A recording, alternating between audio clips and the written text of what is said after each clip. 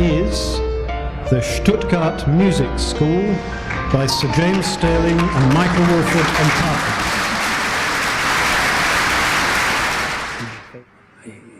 He was a sort of unconventional person, and he favoured, the wild card, or he liked the maverick. And I don't know if the history of the Stirling Prize reflects that very well, But he sort of won it himself. He wouldn't have liked that.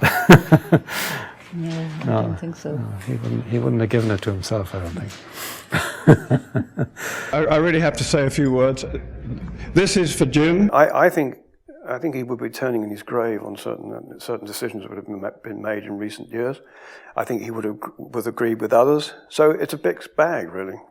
But I think he would have had opinions, and he certainly would have expressed them. If he weren't dead, they wouldn't have called it the Stirling Prize. They only called it the Stirling Prize because they knew he wouldn't return to contradict them.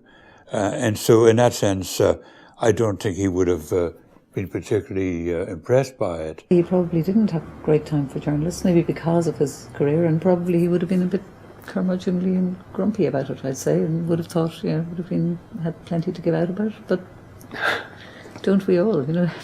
Everybody gives out about every award scheme, but I'm sure he would have been, in some part of himself, kind of proud and pleased. Jim was actually a very shy person. Despite the apparent confidence, despite the apparent arrogance or the alleged arrogance, Jim was always very reticent. He was not a good public speaker. He was a shy person, and he'd actually avoid company. I mean, we've been at parties with him where he'd just say, "Listen, let's get out of here." And he enjoyed small groups. Going drinking. He loved. He'd say to us, "Let's get out of here and have a drink." Somewhere where we can relax. So he would avoid the company of the editor of Domus, if you like, to go and have a drink with us. He'd prefer that. He's shy. He was a shy man. A drink? We have had a few drinks with Jim. Yeah. When my wife did his head, she saw him as a mixture of strength and softness. He was always surprisingly gentle with students, for example. Actually, what he liked doing was letting things flow towards him, and then he would respond, like briefs, like clients, like designs by the people in the office. He would receive it, distort it, put his hand over it, allow it to pass by. He's like a traffic cop or something. And then actually his authorship came about by that means. The buildings began with Leicester Engineering, Cambridge and Oxford. 3 buildings which were featuring red brick, red tiles, and experimenting with the ways in which they could be used in conjunction with concrete frames. This constant striving and experimentation was pushing technology. We knew we were pushing technology. And most of the time, we were very lucky to work with people, with subcontractors, with contractors who understood what we were trying to do and assisted us in making sure that technically the experiments were actually sound. But occasionally there were difficulties. I'm told that, in fact, the Oxford building, the Florey building, is the most popular place for students to be given rooms in. It's the one they want first. And that's pretty amazing when you think of it, because the university would like to knock down the Florey building. And now it seems that the younger generation is becoming interested in him. Well, I think he might have left a bit of a trail of destruction behind him with those first projects, because, they're so experimental and so demanding, and, they are absolutely, limpidly beautiful, but they're very, very difficult buildings. Of course, his father was a naval engineer. Jim was always very proud of having been conceived in a boat at anchor in New York, East Side, in the docks there. He was always proud of that. It's kind of appropriate in a way that Jim has designed the Tate Modern in Liverpool on one of the docks. I remember he was asked by the RIBA to go and do a talk at Liverpool, because I saw the letter and I said to him, "Are you sure you're going to send this letter?" And he wrote back to the RIBA and said, "You and your kind have wrecked my home city. What makes you think I'm going to go and talk to you there?" Which I suppose would make you think then that he was a difficult person, but actually, he spent days writing that letter, because he was very annoyed about what had happened to Liverpool. And because it was important to him. It was terribly important to him. He was very, very, very attached to his locale. He loved the city. He hated what had been done to the city in the 60s and the 70s by the traffic planners, that has been carved up by motorways, elevated motorways, whizzing through the middle of the city. But nevertheless, loved going back and looking at these old buildings. I know that he enjoyed very much working there. One was working within this wonderful brick warehouse, William Hartley Warehouse in Liverpool, in the Albert Dock, and trying to then make an interior which provided modern gallery conditions, but was respectful of the original massive stone and brick building. There's no well-accepted Stirling style. He never created a school of Stirling. And I think that's because it was too diverse for anybody to pin it down. The office was it was originally Jim's flat in a Nash Terrace overlooking Regent's Park, with 3 wonderful windows overlooking the Regent's Park. And Stirling sat in the left-hand window, Gowan in the right-hand window, and they put me in the middle. And I was perched on a drawing board, one of these sort of metal elevated drawing boards on a stool, and beavering away on the drawings. And then I would be almost like in the firing line of salvos that would be made by both partners about aspects of the building. We finished this competition and we entered it, and we had no work in the office. And myself and Uli Shad had a plan to go to Rome in Uli's Volkswagen Beetle.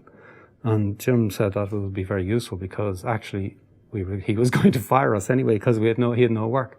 And we were hanging out in Rome, and we were kind of out of touch. And then we rang back to the office one day just because we were wondering if there was any news about the competition. We got Jim on the phone. Where the hell are you? And we said, we're in Rome. And you know we're in Rome. He said, well, I've been looking for you everywhere. He said, we won the competition. Get back here. The Staats Gallery in Stuttgart has been a major backdrop to many major advertising shoots, because the seat in front of the curved glass would seem to me make a wonderful catwalk for models to parade along. Of course, in England, the building became most popular through the advert by Rover, in which a gentleman were driving past and reference was made to the British architect, Britisher car, British architect. There was a huge and fantastic response to that project. And as we were going up the ramp, we met someone coming down who greeted Stirling, with a handshake, and said to him it was the most beautiful building in the city. And Jim turned to me and said, they all love it, John. There must be something wrong. In the process of trying to resolve the geometric complexity of the elevations of Stuttgart, I was making these drawings. So I started making drawings in plan, which were projected vertically in planar projection, like elevations projected into the sky, to try to work out the geometry of these canopies and the proportion of the elevation. And I made a series of about 6 of them, again, I think while Jim was away on holidays. And he came back and he found me doing these drawings. He said, what are you doing? You're meant to be doing working drawings here. So he took all the drawings away and brought them upstairs to his room, as he always did. And a couple of days later, I found him in his room, and he was just colouring the drawings like this, little ticks of blue and pink and blue and pink, and doing the sky.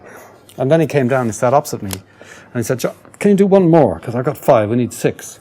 I'm sending these drawings to the Museum of Modern Art. They want drawings for my collection. And when we went to see them, there they were, framed in the MoMA collection and signed JS. But they are his drawings because... Not JT. No. But because he turned them into something else. And actually, he turned them into a kind of thought about the colour variation and composition of the building, which they hadn't been about at all.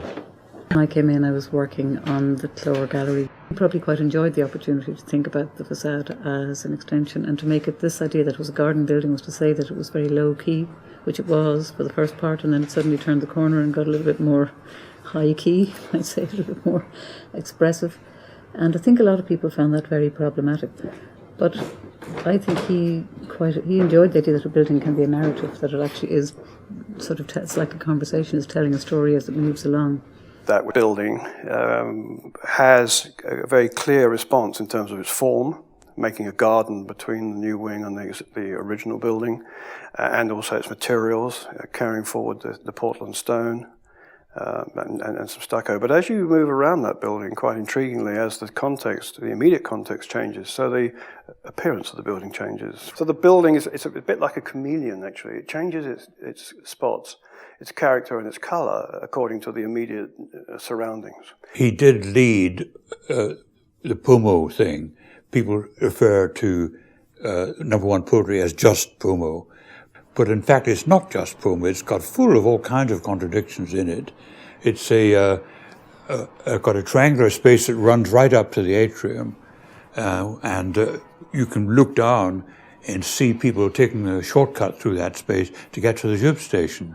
It took him so long to get around to doing that project and to achieving it, that the language that he thought he had developed to do that project had been debased before it got constructed, because it was speed consumed by the commercial market, and what he had thought was a little bit jokey or a little bit ironical actually became part and parcel of the cheap language of postmodern appliqué architecture. In fact, number one poetry has a passageway through it that leads to a roof garden on top of it that is all about civic space and all that. But if you look at it, it looks like a pastiche of a pastiche somehow. What do you think Jim would be doing now? I think Jim would be doing much as he always did. Some of my fondest memories of Jim are going into the office perhaps on a Saturday morning when nobody else was around, deathly quiet, peaceful, Mozart on the radio, and Jim colouring with crayon a fairly elaborate up-axo of the National Gallery submission in Trafalgar Square. And Jim really kind of enjoying himself, dotting and gradually building up the body of the colour. He also did not suffer fools gladly. He was very outspoken, just very straight. If he thought somebody was talking absolute nonsense, he would tell them they were talking absolute nonsense. If he thought a design was rubbish, he would tell them the design was rubbish. And I think, therefore, he did not endear himself to members of the establishment, and therefore, not only the RIBA, but also the government and the arts establishment. And it wasn't, I mean, it was tragic, actually. He was nominated for a knighthood just weeks, maybe even days before he died. And so it was Mary Sterling accepted the honour posthumously. So I think that is a tragedy. But it was, again, a consequence, I think, to an extent, of the man. He was much more busy, he was doing more work. The hope is that he was kind of getting into some kind of stride again. A big project he did in Germany, the Braun factory, has a lot of different things going on, but was in a way more muscular and more taut. But then the thing about Jim was he always surprised you, that you can say his work is consistent and is the same, but you still couldn't predict what it was going to be, because he had a new way of dealing with his inconsistency, a new way of expressing his consistencies at all times. When we met him last at the opening of the Biennale bookshop, I mean, he was a big, strong, happy, healthy guy. He wanted to go dancing, and he was in good form. I suppose you would hope that he would have kept going with more confidence and therefore perhaps more clarity. We built 30% of what we designed, which in a way is not a bad score. But when people ask, well, what is your favourite project? And I always say it's this one that didn't get built. He definitely thought he had lots to do. His death was just a cruel accident, really.